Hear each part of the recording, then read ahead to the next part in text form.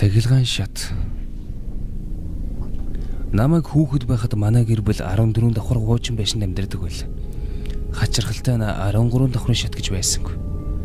Зөвхөн 12 давхраас 14 давхар руу гардаг шаттай байсан. Мөн тэрхүү байшинд цахилгаан шат байдаг байсан ба мөн л 13 дугаар давхрын товч нь ажилдаггүй байл.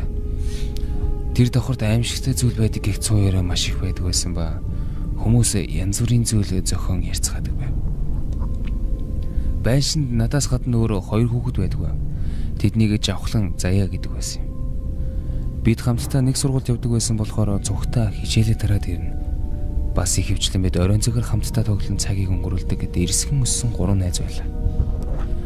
Нэг өдөр бид гэрийнхнийгээ эрхийг хүлээх зураа байшингийнхаа дээвэр дээр гаргахар болсон юм. Бид дээвэр рүү гарах гарцыг 14 давхарт хайжуулж гарсан идэж хэсэг хугацааны дараа бид уйдаж цахилгаан шатар доош буцан бууж явлаа. Бидний гинэт доош бууж байхад заяа дээвэр дээр хувцас оргсон байна гэдгээ санаад бид зогсох товчийг даран буцаад 14 давхар руу гарахар болов. Гинэт цахилгаан шатны тохиолдол 3 удаа дугарч цахилгаан шатны алга онгойн доош уруудан явж байгаад зогсов. Бидний ойлгосноор цахилгаан шат нэгэн давхрын шалны дунд гацсан зогссон байв. Жавхлан гинэт хаалганы цаагаараа гараа оруулж түлхэх хэрэгтэй гэхэд би түнд энэ дэндүү аюултай шүү дээ гэж хэлв. Жавхлан цахилгаан шатны хаалгаар гараа гарганд цаадлаас нь түлхэж байв. Хэрвээ цахилгаан шат тэр үед гинэт ажилд ороод явсан бол тэр хэдийн хэсэг болон хуваагдах байсан биз. Дараа нь би тусламжийн товчийг дарахад гинэт цахилгаан шатны хаалга аажуухан хаагдан доош хурдлан явлаа. Юу болоод байна? Гэж жавхлан гэлэхэд би толгоос ихсрээд мэдгүй гэж хэлв.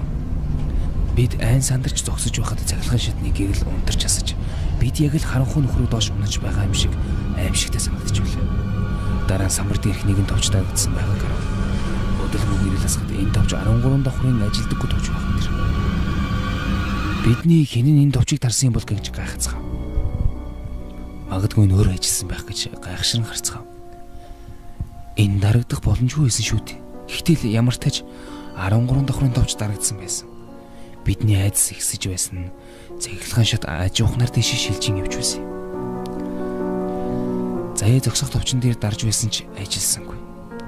Бид шал руу доош гөлрөн яг л үхлээ хүлээж байгаа юм шиг юу ч тухарсангүй айдастай байлаа.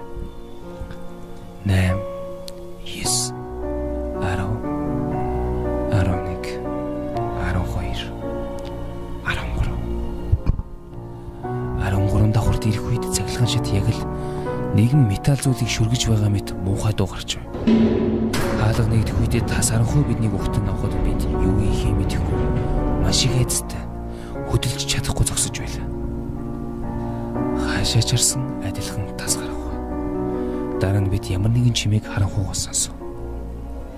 Энэ чимээ яг л шалан дээр биеийг чирч буй чиглэг зүйл шиг санагдаж байлаа. Бид айн жижиг сонсож зогсоход тэрхүү дуу илүү их хурдан өсөж бөөмөж санагдсан юм. Тэрхүү зүйл бидний ойртох тусам бидэнд маш мохоо нөрөө нартаж байсан. Яг л муудсан мах шиг өнөр өнөртөж. Дуу нь илүү хурдалж бидний рүү дөхөн ирж бөөмөд. Энэ зүйл бидний ойртох үед азар гинэт цахилгаан шатны хаалгаагд. Үхлийн ялдарсан мохоо өнрийг үнэхээр дэвчих аргагүй байсан бөгөөд бурхны авралаар цахилгаан шат хаагдаж бид тэр мохоо өнрөөс салав. Цахилгаан шатны хаалгаагд үед цаанаас нь ямар нэгэн нойдон зүйл алгадаад авах шиг болсон. Цахилгаан шатны гэрэл унтарч ямар тач доош явж байгааг нь бид мэдж байлаа. Эцэст нь хаалга нэгдэх үед бид шалан дээр сууж байгаагаа мэдлээ. Аав минь хаалганы цан зогсож байсан. Би түүнийг хараад өсөж босоод тэрэн орлоо. Бид одоо хүртэл тэрхүү 13 давхарт юу байсныг гайхдаг.